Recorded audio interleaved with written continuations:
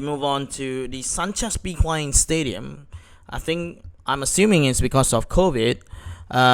Porto is the pretend host, I should say. Very unlucky, by the way. It's a home stadium of Sevilla from La Liga. But I think you guys are seeing the reason as to why I predicted Chelsea favorites to make it through to the final. Based on this performance and on this side of the bracket as well. And I'm talking about if they win, they will be facing either Real Madrid or Liverpool.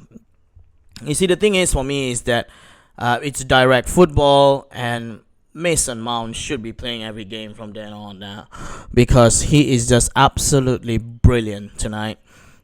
I always liked the guy. I'm never a fan of Chelsea individual players over the years. I'm never. To me, they're more like a team, more more than an individual players like Lampard, Drogba, Maluda. Maybe Zola is my last that like in terms of individual is my favorite. But yeah, I was never a fan of individual players playing for Chelsea.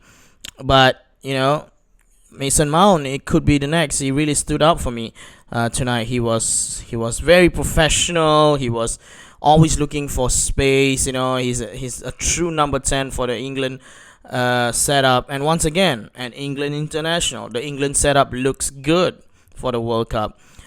Anyway, we're getting trails off here. This looked like a one-off, but I think Porto played well, except for a mistake by Chico Conceição.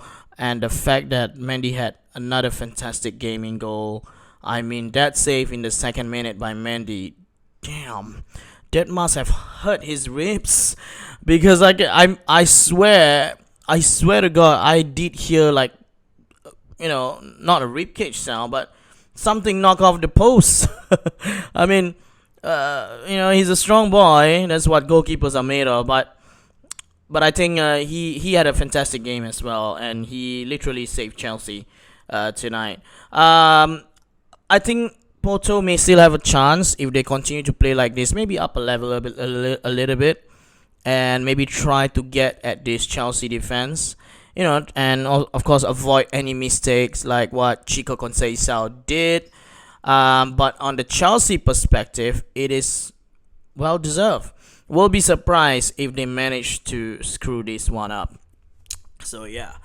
Overall, I think it sets up nicely for the second leg. I dare say that only Liverpool that I don't see coming back from the tie, and probably Porto as well. But in between the two, I think Porto has a much more chance. But the rest, I can see a twist in the tie, man. I just cannot wait for next week.